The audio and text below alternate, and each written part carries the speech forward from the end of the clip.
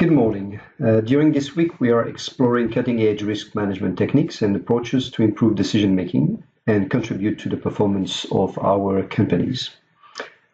Myself, as a professional risk manager, I see clearly the value this could bring to move to this more innovative way of doing risk management. But sometimes, myself, but also most of the risk managers, we struggle to move our focus and our resources away from traditional risk management.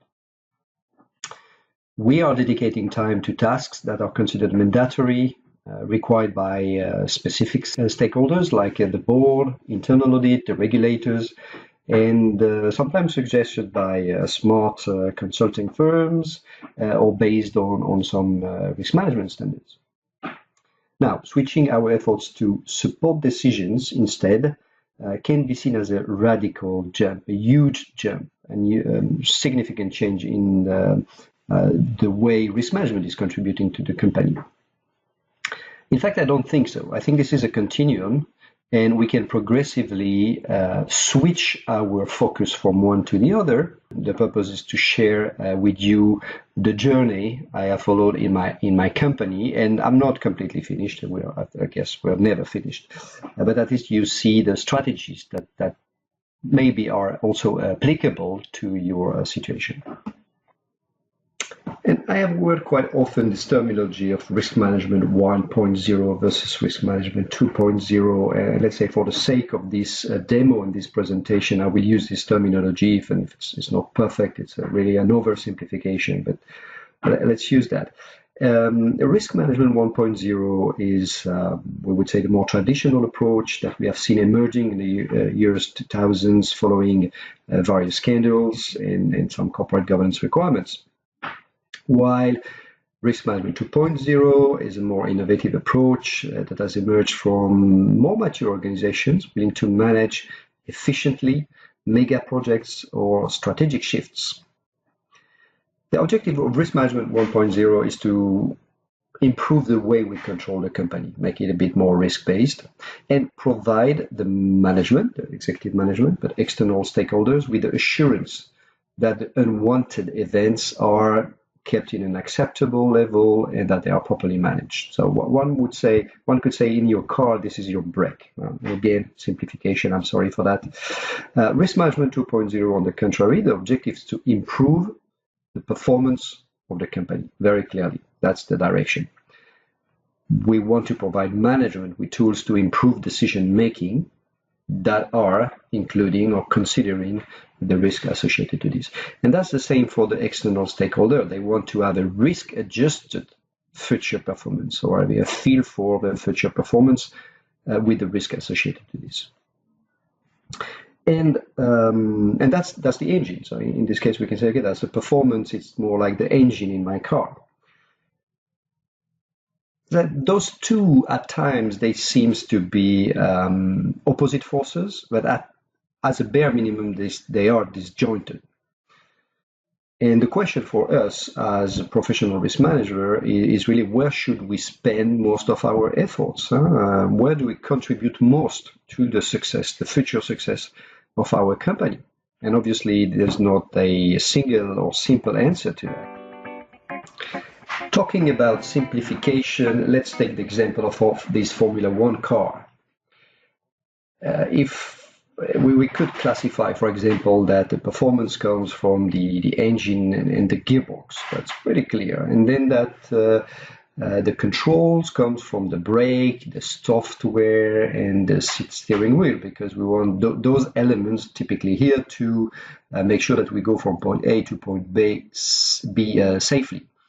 For all the rest, it's less clear. We know that the tires, the wings, the body, well, we know they contribute to the performance, but also very important to stay in contact with the road and protect also the drivers. It's less clear. It's probably, in fact, for all those elements, and even for the first one I mentioned on controls and performance, it's a question of trade-off. And trade-off is the art of risk management. Well, in fact, no, I should say trade-off is the art of management. But let's take the example of the car again with the cost-wise. My estimation here, when I look at those numbers, that's probably 20% of the cost goes to control and 80% goes to the performance side. If you read the literature on risk management, quite often I've seen this total cost of risk, which includes a lot of things. It includes the cost of control, it includes the cost of managing the governance of the company, but also and the losses, the actual losses, and also very important in my view is the lost opportunities when you decide to control something and therefore you don't take the opportunity. All of that would represent approximately 15% of the revenue of your company. And of course, it varies a lot depending on the type of company and product that you have. But it's quite aligned. It's 20%, 15%. Well, looks about right. Then, should we conclude that us, as risk manager, we should spend 80% of our time in decision making and 20% on internal controls and governance, risk, and compliance. If we take the wide scope of ERM.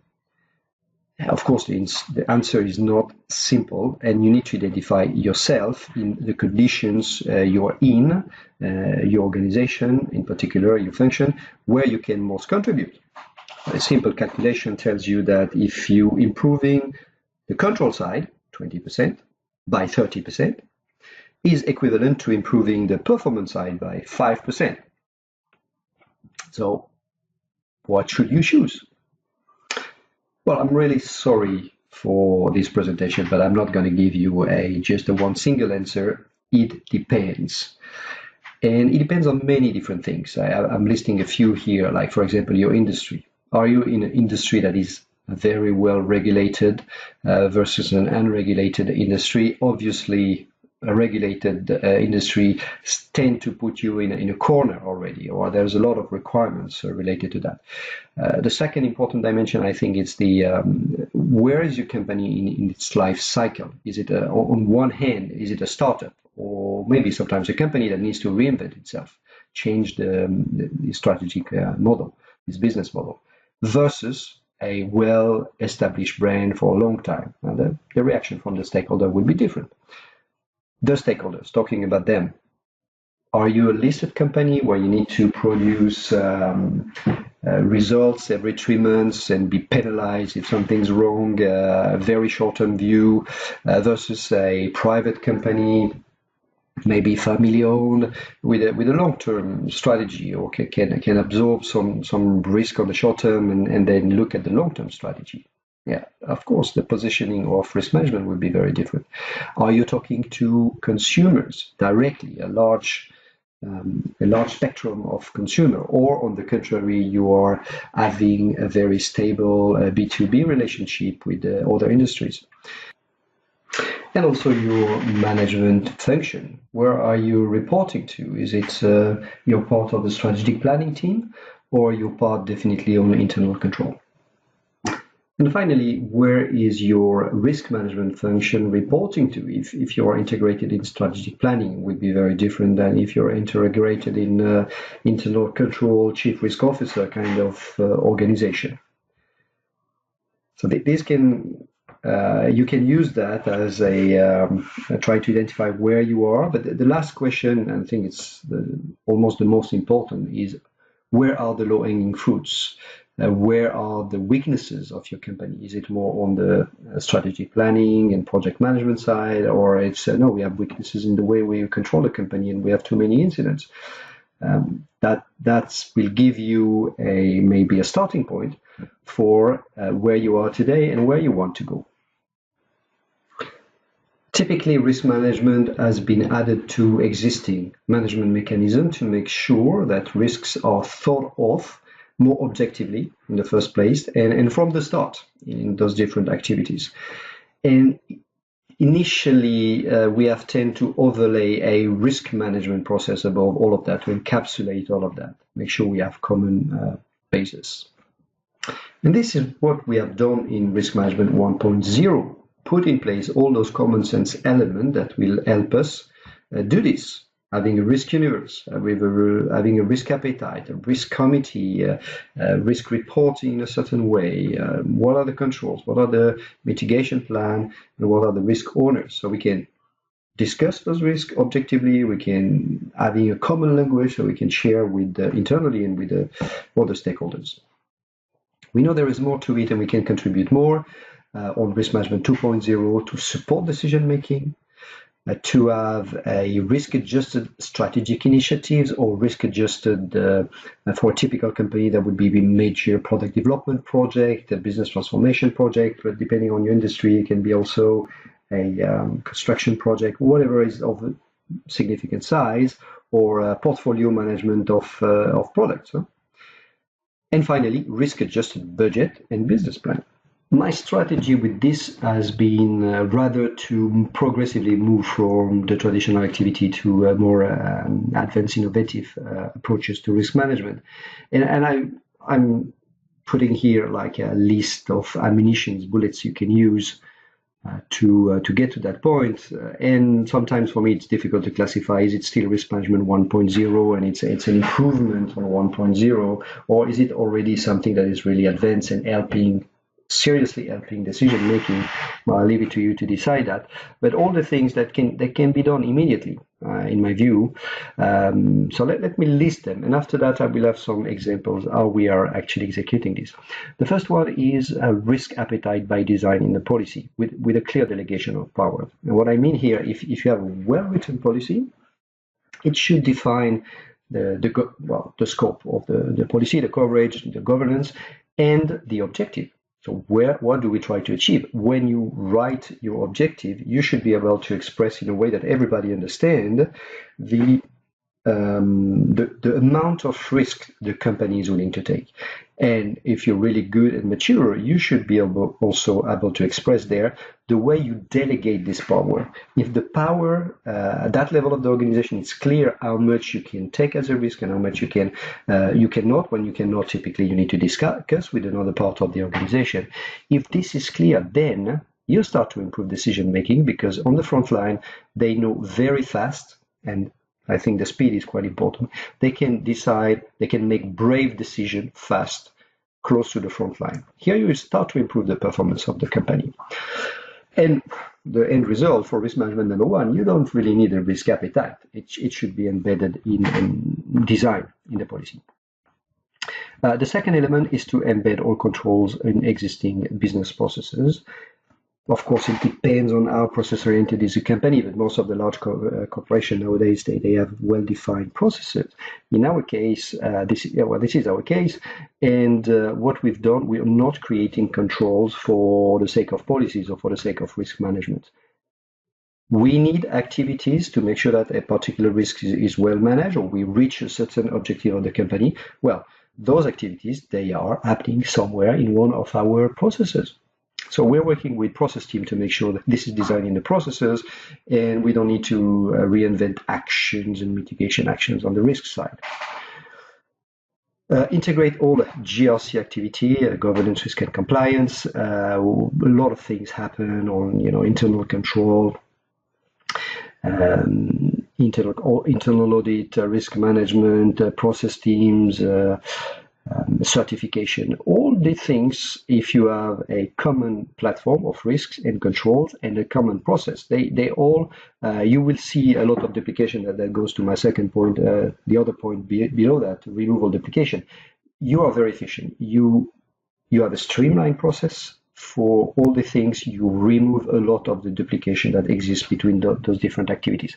Here, you improve also the performance of the company, because you free up time not only for the second line of defense, for risk management and internal control, but also for the local organizations.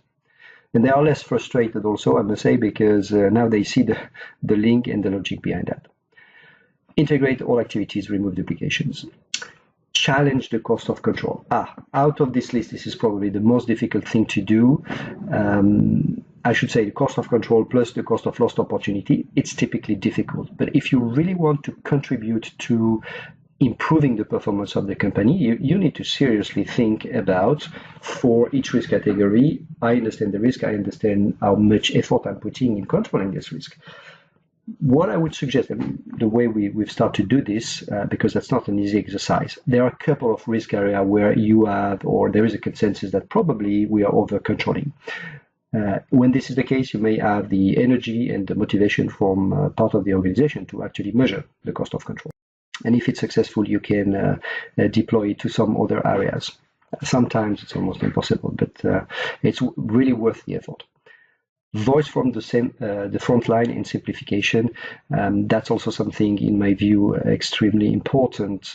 When you have a very formal risk management 1.0 structure like we've seen before, it's well structured, but it's also very complex, to the point that if you have someone in front of a customer detect a risk, they don't really see how to report this. They are a little bit outside the entire risk management or risk reporting, risk triggering some assessments. So here the way is to find, maybe in parallel to some standard risk reporting activity, there should be a way somewhere very, very simple for anyone to report a risk that they see. But this is a technique that is being used in world-class manufacturing or being used in health and safety. Typically, why not applying this elsewhere? You can use, for example, your whistleblowing system to make it less threatening and less directed to non-compliances and breaches of policies and etc. Let's make it a bit more open and loose, and you will get a lot of data from the front line. There is also a cultural aspect behind that. Sometimes it depends on the culture of your company. So I'm not saying it is easy, but our role is to open the line. Next point, leverage on existing data, KPIs, and create real-time triggers. There is a lot of data. We've talked about a lot of key risk indicators. There may be a few cases where you need key risk indicators, but the key performance indicators, they are usually and hopefully very well crafted and thought about to support the business. And if this is the case, in those KPI, we should be able to detect the potential problem upcoming. So we're trying not to use too much standalone key risk indicators and rather build on existing data. And real-time trigger. And that's also the problem with risk management 1.0. We do the risk assessment from time to time. If you're really lucky, maybe once a quarter, there are discussions with management on that. KPIs, they tend to be assessed all the time because these are the business results. And they are more real-time. So if you can get real-time trigger, here there's something moving in the wrong direction, please discuss it. It's much more efficient than doing, once a year, let's discuss about our risks. And sometimes you delay the decision or the fact that the management realizes there is a problem. You can delay it by 6 months, 1 year sometimes. Not efficient. And finally, I think I've said it before, but for me, it's management. The operational management is my first target. Everything we design is for the benefit of the front line, and everything else for the other stakeholders is a byproduct. And typically they are happy with this because if the front line understand what they do, then they will do a much better job and they will achieve the whole purpose of risk management, which is reducing the risk and being more efficient.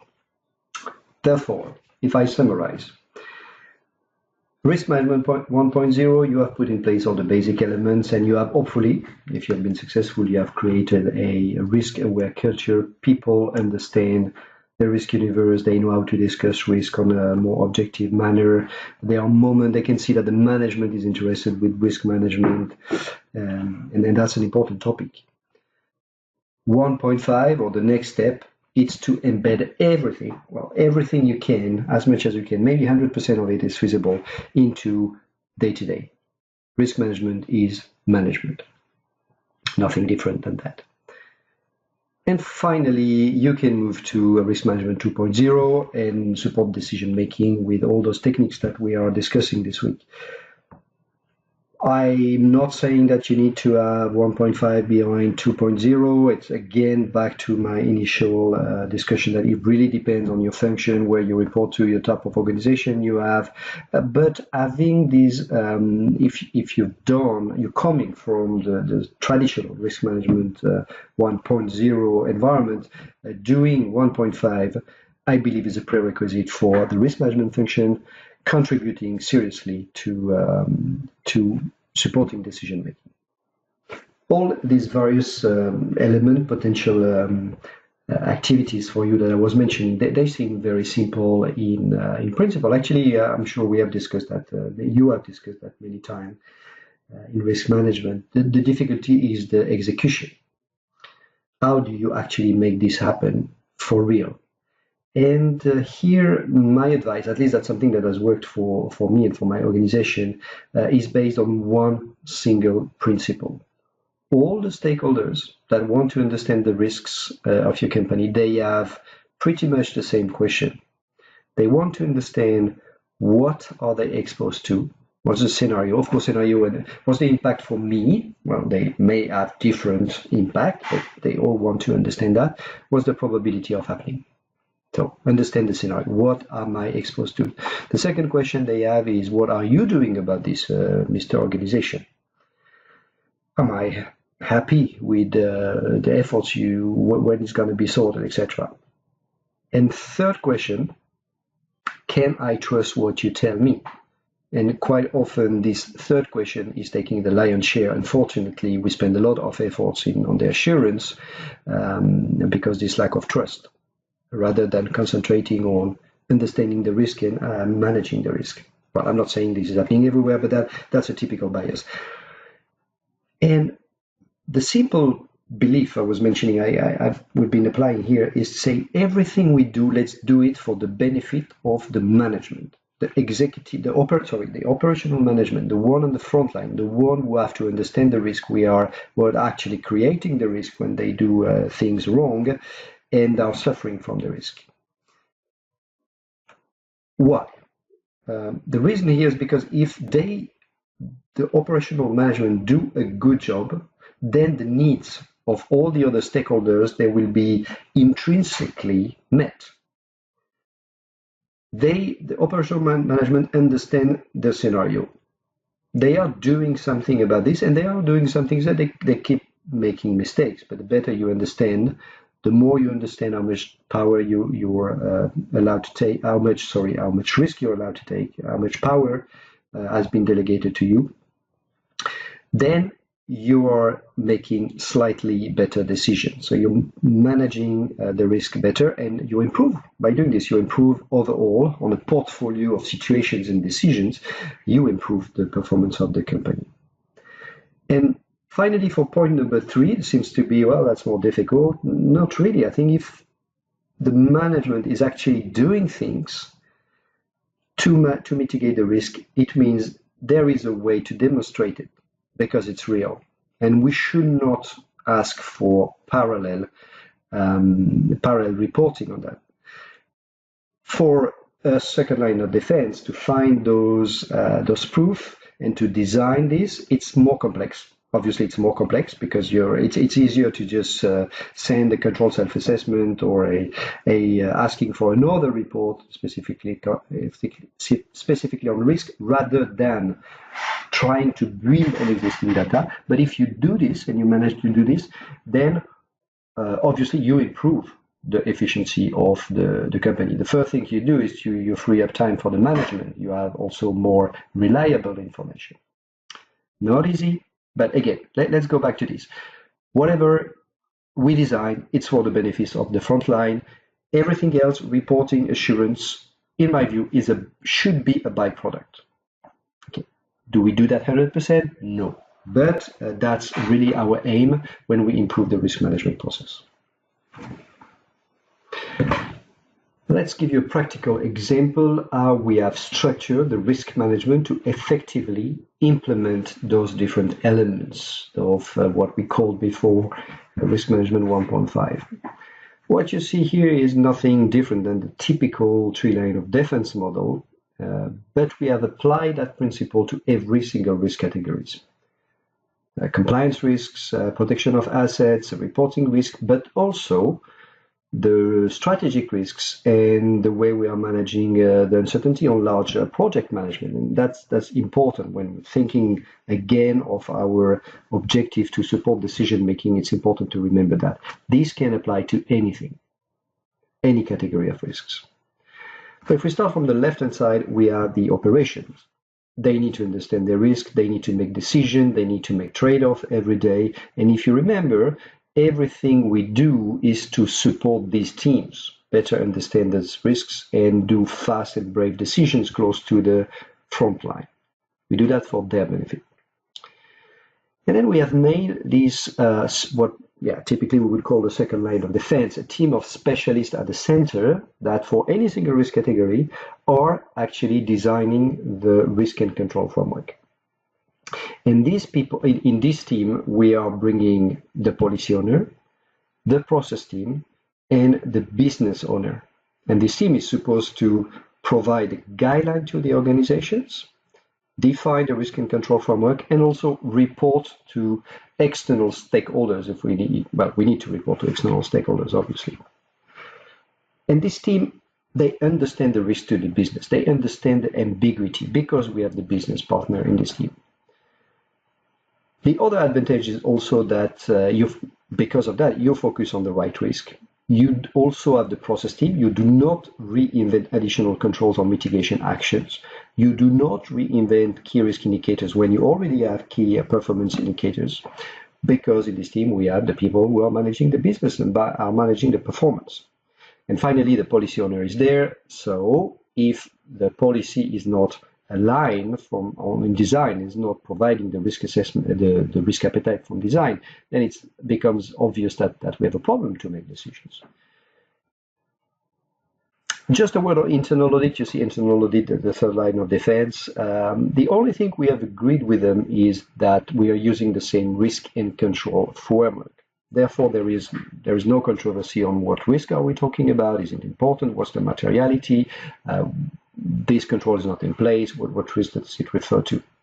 And internally, they need to keep their independence, obviously, and they can challenge anything they want from the design at the center to the execution at the local level, and they will report independently to the board, so that also provides the assurance.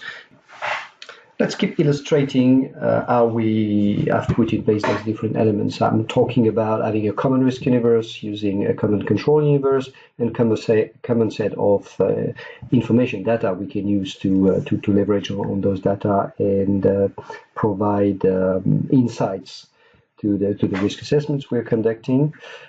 Common risk universe. We have defined a number of risk categories, and there is actually a second level below that with more details. For each of those risk categories, we have one of those famous central teams managing the description of the risks and the list of controls. The list of controls, I also can pull out any of those risk categories, and you will see between 0 and 20 different controls applying to this. You can easily see, by the way, if we are in control, not in control for a certain area. And what you see here is used by everybody working on risk and working on performance in a way, because the business teams are there. So we have the central team, the policy owner, the process driver, the business organization, and internal audit. We're all using the same universe in the back end. So we understand each other, and we can really align the organization on what is most important and where do we actually have an impact on the performance of the company. And finally, we're using also for any of those risk category a common set of key risk indicators, actually key performance indicators in the vast majority of the cases rather than key risk indicators, but sometimes you need risk indicators from the outside world. As I mentioned, we want to foster a good decision with the management team, the front line, the management team that is close to the front line. And for this, we have dropped any discussion around PowerPoint presentation and lengthy documents and reports. Instead, we are trying to use interactive data live. And we've designed a relatively simple dashboard, and I will explain maybe a little bit of the magic behind that later. But the purpose is really to have a good decision on the fly with all the information at the fingertip of the management. And that can be any level of management. It can be a factory director. it can be a local legal entity somewhere in the country, but equally it can be a large divisions or even a central function who's in charge of complex risk areas. The way this works is, I'm sorry, I have to hide a little bit of the information for confidentiality purposes, but we have the typical risk map on the left-hand side, just to give a flavor for the importance of the different risks. And we have information on any gaps in the control framework, any actions, anything that we have detected on this particular risk category. And we're using this really. I go in a workshop with a management team, or they do it they don't need me, by the way, they have their own risk officers, but when they're using this information, this dashboard, you can have a discussion on the fly anytime. It can be a standard point in their agenda. It can be because they are discussing a strategic initiative, a large project. You can use this one single input here. You can go to any of those risks, and then a window will pop up with a small story on describing the scenarios that this organization is exposed to. And I'm insisting a lot on that. Risk management is not about data, it's about the story that's talking to the management. What can affect you? What are you exposed to? What are we doing about this? And is this acceptable or not acceptable? Should we do something? Do we have any actions? This case, it's quite an interesting one because it talks about OHS, and you see it refers to maturity assessment. That's a typical case where we do not develop any risk indicators. It's by design in the policy. There are some objectives that are already defined. There is a maturity assessment. There is a count on lost time accident. You can use all of that to automatically generate some triggers that, well, now the risk is increasing. Let's discuss it, guys. But still, I think you need to have a story to the management. Well, that's where we can have so many accidents. We are non-compliant with the laws, and here are the consequences for you. We're using this. Then on the right-hand side, we have, sorry, maybe I should not move that fast, but on the right-hand side, we have information about other type of information that are relevant for this risk category, like number of gaps in the control assessments, number of audit issues, have we got any past incidents that we should discuss, is the risk increasing, decreasing, do we have any actions? A lot of that, it's very simple from the top level, but you can really drill down effectively if you want to discuss anything. Oops. And you can, again, it works like the risk. If you position your mouse on top of any single area, there will be a pop-up window that will provide a little bit more details.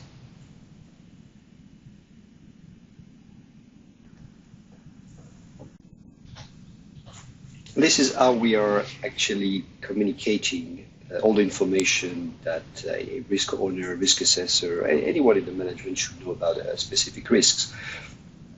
And I'm taking the example here of credit risk. And again, remember, I said times and times again, my first audience in the risk management process is the first line of management, who needs to understand the decision they are taking.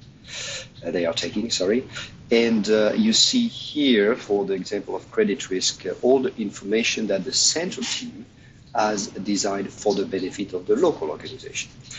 We see, for example, in this interactive dashboard, who is the risk or the contact for this risk, what is the scope for this risk, which kind of organization are exposed to that, and how to calculate impact and probabilities. And here you may not see this clearly, but we have links to existing key performance indicators or existing reports in our ERP system, for example, that are useful for simply evaluating these risks. And on the bottom right corner, you see the list of all the controls that are monitored one way or another for this specific risk category. On the bottom left, what is acceptable is in fact the risk appetite, and we should, in most of the cases, you can extract that directly from the policy. What else can I show? Yes, on the top right, there are some when we run a training, we try to record it, and so you will have here sort of a simple tutorial. We're trying to use the more advanced communication techniques rather than having lengthy procedures to read through. And whenever you need a risk indicator or a key performance indicator, we've tried also to make it simple for the local organization to try to understand the situation. It's, for example, here travel security. It happens that we're using control risk group, and they have a fantastic interface. But to make it even simple, we're using the data and we compare it to what we say in our own, and we map it to our own organization, our own region, our own market areas. So we transform their information with their suggestion into something that is our language, and it relates to our policy and our risk appetite and how we should handle things. And we can also compare the level of control. I don't want to drill down too much on this, on the detail behind that. Risk indicators and control indicators, they will be very different, and then performance indicators, they will be very different risk by risk. But the idea is to say, let's transform this mass of information, which may be overwhelming for a management that has to make so many decisions every day in so many different formats. Let's transform everything into our language that we all understand and that we can relate to our policies and to our objectives. Therefore, all those assessments, they are conducted either as part of a specific risk assessment process, or because someone needs to make a decision on the risk and they record the risk as part of a project, as part of a strategic initiative. And this information is live and is available for the management. So we want the management from time to time to, upon the decision, whenever they want, they can look simply at what are the risks under my organization, and am I happy with the way we are handling those risks? And that's the dashboard we are using today. It's again based on the same technology, and we're not using any more PowerPoint presentation or producing lengthy report with risk. We just go to this dashboard. It's also available in mobile apps if you want to, and here you have basically all the information to make decisions on the fly as a group in very interactive workshop. Myself or the risk officer, we would tend to facilitate this kind of discussion, but really anyone has access to their organization, and they can look at this. So the way we've organized that, it's really about favoring a discussion. We want a discussion, we want a debate. You can drill down to the information you want. And again, that's meant to support a decision making. How does it work? On the left-hand side, you see a typical risk map, of course, with the impact and probability. Purpose of a risk map is obviously to give just a sort of an order of magnitude of how big is the risk. We're using also the concept of acceptable, not acceptable. We want this to be super practical, so when something is not acceptable, that's typically what we want to discuss, or something has increased, and we can also filter on the new risk that popped up, risks that have increased recently. And you can move to any of those risk areas, and you will have a short description from the risk assessor, from the risk owner, what is the problem. And it's typically I would call that an elevator speech. You meet the CEO of the company and you have 2-3 sentences to explain to him in the elevator that's the situation for that. And I insist a lot on this because for me, risk management is about the story. We're trying to form a common understanding and a common view of what is the scenario you are exposed to. So, and this is a story. And if everybody buy into the story, everybody understand the same story, then decision will be made, and hopefully better decision will be made. This example is also an interesting one. I was mentioning credit risk. We had linked to existing data. We didn't create any report for that. Here is the same for OHS. It's an example with OHS. You will find in OHS already all sorts of reporting in your company, lost time accident. Here we have a maturity assessment too. So you can use that to derive a trigger, a sort of a magnitude of risk above which you're not happy. So we're using this. We've not reinvented any key risk indicator specifically for that. That's the risk side, and then on the right-hand side here you have all sorts of information about what we know about the control framework or any other indications. You see here, for example, on fraud, there are 3 organizations that have certain control not in place for whatever reason, so you can immediately see this. We have all the type of information that are useful when you are trying to discuss and align the people around how big are the risks. You have number of actions being made, if there is any internal audit issue. That's what I was mentioning. You need to align with internal audit on the risk and control universe. Otherwise, you're not able to map the different dimensions. We also want to show we recorded the big incident that happened in the past. Actual incident, everybody remembers, always help very much form this common understanding of the risks. I don't want to give away all my secrets, but maybe I can share a little bit with you the magic behind that and how we've organized it. We're still using a robust GRC or risk management system like SAP GRC. You can use any other one for managing the master data, collecting the assessment, the control assessment, and the risk assessments.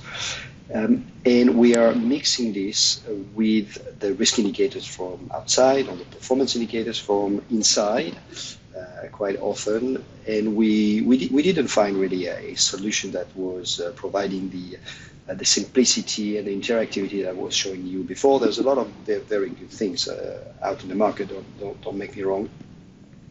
But we haven't really found the power that we were looking for to integrate everything in a very simple manner.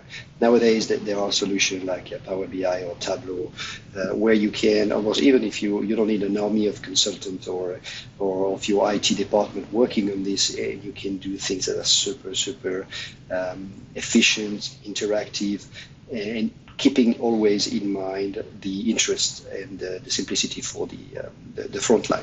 So that's what we've been doing. The visualization, the analyze all the things you've seen before is in Power BI. The complexity comes from administrating the rights, and that's why we kept SAP GRC for this, and also for audit purposes, if you want to keep a certain level of assurance on those assessments. I'm not going to provide more details. This would be another couple of hours of explanation on how you can set up such a solution, but I think that's not the purpose today.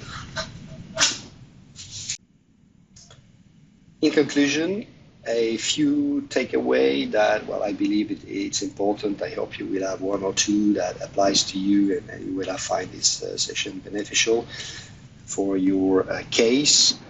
The first one is, before you engage in a transformation of your risk management function or the tasks and the process you are conducting today, it's important to have a good common understanding with you and your sponsors and your stakeholders that where can you actually contribute most to the success of the organization. Yes, we can, risk management can bring a lot of value to the performance, can bring, obviously is already bringing a lot of value to the way we control the company, but select your battles and make sure that you spend your time wisely with the support of the organization, because otherwise, if there is a mismatch here, it will not work. The second one is, we should not be afraid of moving ahead and those more sophisticated approach of risk management. And in my view, this is a continuum. This will happen progressively if you streamline and improve your existing activities with a clear focus on decision making all the things will happen, and you will demonstrate the value without stepping on anybody else's shoes, and that's the way to success in this. The third one, you have a lot of stakeholders. They will all want to have something, and they will cry. Sometimes they will cry, sometimes they will be happy if you change something. But in my view, we need to focus where the problems happen, where the risk takes place, with the people who are making decisions every day on projects, on strategies, on deals on the ground. The first line of defense, the management. And finally, we need to talk about tools. I think it's important. All of that requires significant effort from the second line of defense, so from risk management and from the various policy owner, process owners, and risk owners at the center.